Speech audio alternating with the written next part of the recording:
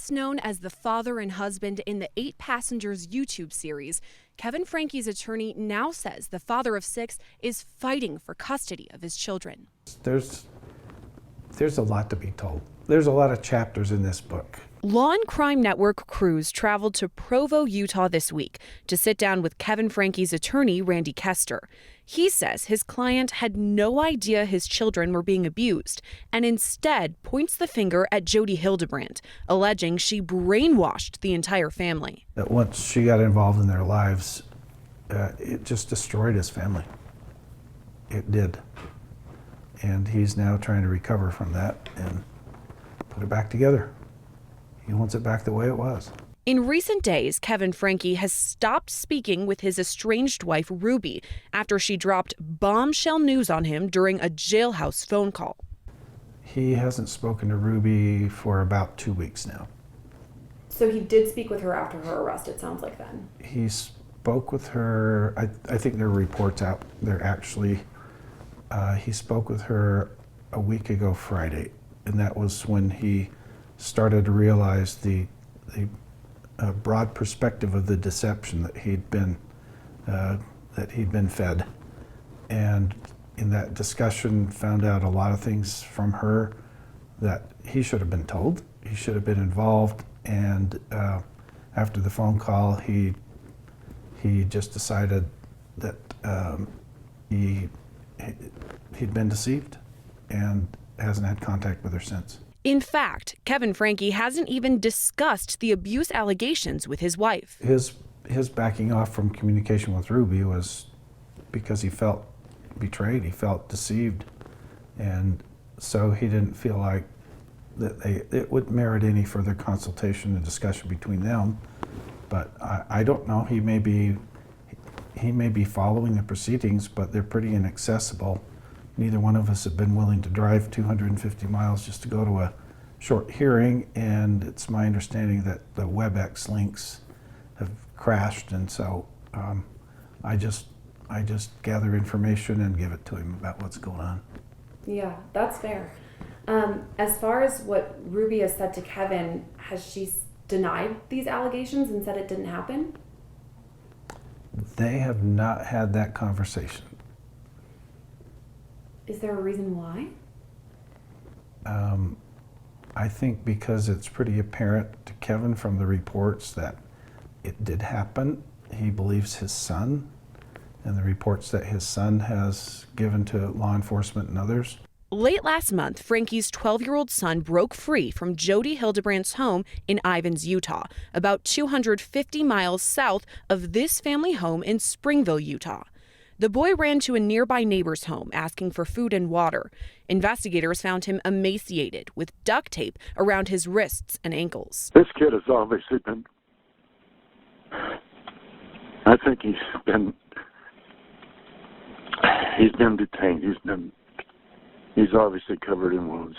According to Kester, Kevin Frankie had no idea what was going on with his children and hadn't even spoken to them in months. He was shocked, devastated, hurt, felt deceived, didn't know any of that was going on. He hadn't seen his kids for 12 months or more, and didn't know that they were even in Ivins in southern Utah. He didn't even know that they'd been taken down there, or he probably would have objected strongly, but she didn't tell him, and apparently took the kids down there even as early as June, and he knew nothing about it.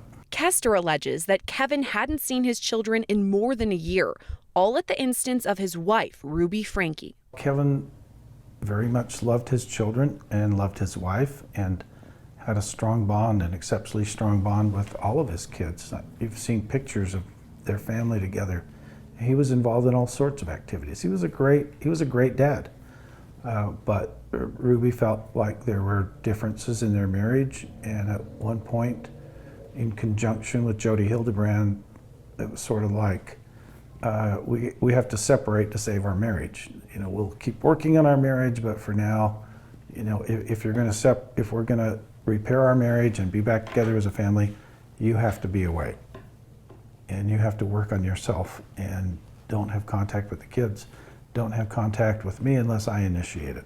Last month, both Ruby Franke and Hildebrandt were arrested and charged with 6 counts of aggravated child abuse. Right now, they're being held in the Washington County Jail in southern Utah without bail.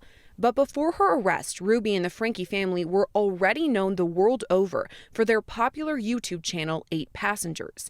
The series documented the lives of the Franke family, including Ruby, Kevin, and their 6 children. Eve has been amazingly well behaved for being in town. But you yelled at me. Shh. The fact that I yell at my kids is a secret. We don't want our viewers to know. Once boasting more than 2 million followers, the YouTube page is now defunct. Kester says the family hasn't created content for the channel in more than a year. I don't think anything's been posted on that for pretty close to a year and a half. I think January, February of 21, maybe August of 21 is the last time anyone posted anything on there. Is there a reason that they stopped creating content with the 8 Passengers channel so long ago? I think that Judi and Ruby sort of just pirated off that and moved into this Connections entity. After Ruby Franke's YouTube channel had already taken off, she paired with business partner Judi Hildebrandt to create new content, offering counseling services for families in need. They called their organization Connections. Anytime you think, I want, fill in the blank, I don't care what it is, that is not love. Love is a gift that you offer because you have generated it inside yourself. And how do you generate love? Well, the only way to generate love is you use your agency to choose principles of truth. Kester says he's not even sure how to describe the relationship between Hildebrandt and Ruby Franke. So we know that they're business partners, but would it be fair to say that Ruby and Judi are friends? I don't know. I don't know how to characterize that. I know they did a lot of work together and would often go off together. While Kevin took care of the kids, they would leave and go for days at a time, and while Kevin was taking care of the family until the separation, and then of course he was excluded from all that. When first responders arrived to Hildebrandt's home last month, they determined 2 of the Franke children required immediate medical attention.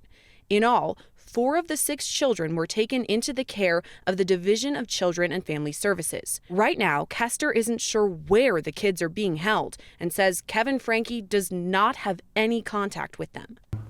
I don't know exactly where they are geographically, but the state has foster care placement. They have their own placement at secure facilities, and and I can't comment about where they are, but they are in the state's custody within the state of Utah. He does know it's his client's ultimate goal to regain complete custody of his children.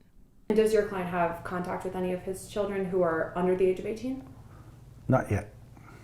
Is he hoping for that contact? Oh, absolutely. That's his ultimate objective, is to be able to have custody of them and to be with them and to guide them and be their father again and to bring his family back together. That is his sole objective at this point. Before his wife's arrest, Kester says Ruby Franke called her estranged husband, telling him it was an emergency. She was working, and she pretty much just said, this is an emergency. Because when she first contacted him, I think it was a text, may have been a phone call, and he responded and said, I'm at work, I need to get back to you. And she essentially said, this is an emergency, I need you to come get the kids. So he, of course, tore down there, not knowing any of the details of all this that was going on till he got there. When Kevin Franke arrived in southern Utah, he wasn't allowed to see his children. Was he able to see the kids when he was there? No. And is that law enforcement was kind of putting up the barrier? Yes. Law enforcement and state agents. Yeah, the children had already, 2 of the children, as everyone knows, had already been taken to the hospital. So yeah, he was prevented from taking his kids home.